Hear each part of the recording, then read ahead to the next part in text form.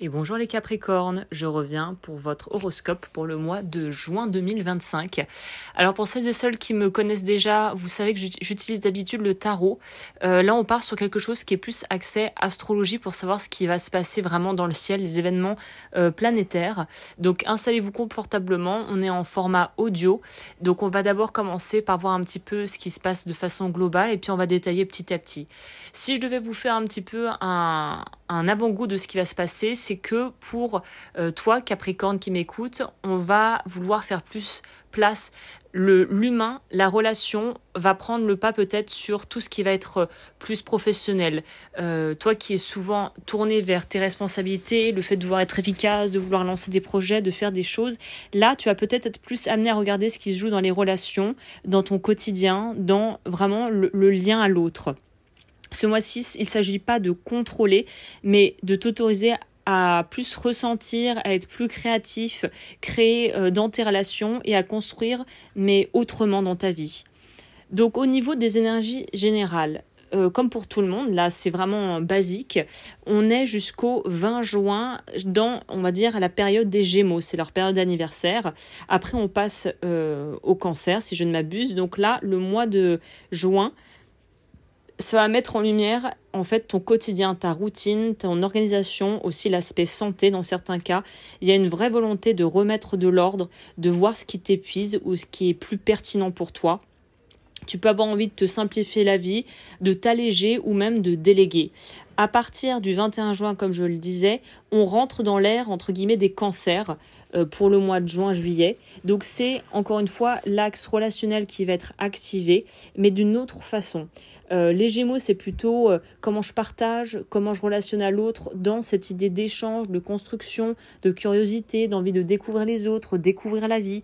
Avec à partir du 21 juin, l'entrée dans le Cancer, on est plus sur comment est-ce que je me mets dans les relations, comment est-ce que je me sens, est-ce que je laisse de la place à l'autre, est-ce que l'autre me laisse ma place, est-ce que je peux recevoir autant que je donne, est-ce qu'en gros c'est équilibré, est-ce que mes relations privées ou pro sont équilibrées. Au niveau de la vie professionnelle, avec la planète Mars qui est en Gémeaux à partir du 9 juin, tu pourrais te retrouver dans une période où tu as beaucoup à faire, en gros, où tu chômes pas. Y a des tâches à gérer, tu peux être sollicité, tu peux avoir des projets pro qui sont lancés, des collaborations, des partenariats. Tu as peut-être envie de te réorganiser ton temps pour pouvoir plus être efficace. Tu pourras envie de lancer de nouveaux projets à côté qui ont peut-être rien à voir avec ce que tu fais actuellement. En tout cas, tu es poussé à aller de l'avant et à prendre des décisions pour pouvoir sélectionner ce qui compte le plus pour toi. Il y a une bonne énergie pour pouvoir créer, lancer une nouvelle méthode, apprendre, se former, changer de rythme, collaborer si tu as quelqu'un qui peut être complémentaire dans ta discipline. Donc au niveau professionnel, le conseil, c'est de prendre cette période pour revoir ton équilibre vie pro, vie perso, savoir si tu es efficace ou pas, et savoir que ton bien-être est important, évidemment. Donc au niveau des finances, pas de gros bouleversements prévus pour ce mois-ci. Un besoin de revoir peut-être les dépenses quotidiennes plus liées avec la maison, la santé ou le travail. Tu pourrais avoir envie, comme on le disait, d'investir soit dans du matériel, si tu as une activité qui requiert ça, soit de vouloir en fait te former. J'en reviens à ce que je disais précédemment. L'envie d'apprendre, c'est aussi peut-être l'envie de se former autrement, de s'organiser et en fait de se donner les moyens de pouvoir porter à bien et développer ses projets. Avec la planète Mercure qui est en Cancer en deuxième partie de mois, tu pourras avoir des discussions liées à l'argent, plutôt au sein du couple ou en famille, et aussi peut-être un moyen de réfléchir à une nouvelle façon de gérer tes ressources de manière plus équilibrée. Le conseil au niveau finance, c'est de se poser la question, est-ce que ton argent sert tes objectifs de fond ou en fait est-ce que c'est là pour combler un espèce de stress passager où on n'arrive pas peut-être à pouvoir mettre autant de côté qu'on voudrait, ou est-ce qu'il y a quelque chose à revoir de ce côté-là pour que ça soit plus, on pourrait dire, harmonieux dans ta vie financière. Au niveau sentimental, le mois de juin, il est tourné, encore une fois, on l'a vu, vers l'envie d'aller vers les autres. Donc là, la planète Vénus, donc qui est plutôt liée à l'amour, à la beauté, à ces choses-là, va entrer en Cancer. Elle vient adoucir ton rapport au sentiment. tu peux vivre une période où tu seras peut-être un peu plus sensible. Tu te diras, tiens, j'ai l'impression qu'il y a des choses qui d'habitude me touchent pas autant, me touchent. C'est pas forcément une mauvaise chose. Tu pourras avoir envie vraiment d'être plus connecté avec les autres, avec ton partenaire de vie, si tu as quelqu'un dans ta vie. Mais en vrai, peut-être que d'avoir cette espèce d'élan d'amour ou de sentiments un peu puissants, qui sont pas forcément quelque chose qui t'est familier, là, ça pourrait t'obliger un peu à devoir baisser la garde, un peu baisser cette espèce d'appréhension, d'a priori, peut-être, sur les relations pour t'autoriser à vraiment vivre pleinement les choses. Si tu es en couple, c'est un excellent moment pour renforcer le couple à travers peut-être des projets ou simplement pouvoir se retrouver ensemble. Si tu es célibataire, tu pourrais peut-être rencontrer quelqu'un qui sort un peu des clous, qui brise un peu, je te le souhaite, les schémas si tu as tendance à répéter le même genre, prendre le même type de personne et on prend les mêmes et on recommence. Donc, c'est pas tant la passion qui va être au centre ce mois-ci, c'est plutôt la tendresse et l'authenticité, ce qui touche vraiment et ce qui va impacter en nous, ce qui va être vraiment bon pour nous et important pour nous.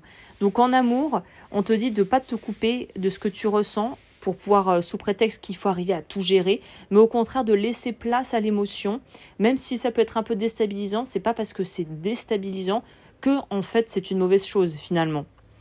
Au niveau émotion, bien-être, tu pourrais ressentir une envie de ralentir ou de retrouver du sens dans ta routine ou même de faire des ajustements. Ça peut être l'alimentation, le sommeil. On en revient toujours, tout est très central autour de comment on gère son job ou sa vie pro et comment on s'organise autour de ça.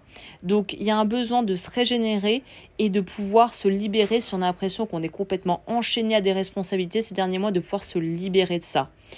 Il y a une pleine lune qui sera le 12 juin, elle pourra apporter une prise de conscience par rapport à un schéma de contrôle où on veut peut-être contrôler quelque chose qui est hors de contrôle justement, ou arriver à travailler, à comprendre ce besoin de perfectionnisme pour t'encourager en fait à lâcher sur ça et pour être plus serein et plus tranquille. Le conseil bien-être, c'est de t'autoriser à ne pas tout maîtriser. Ton corps et ton cœur veulent parler ce mois-ci et il faut en fait écouter ce que tes ressentis.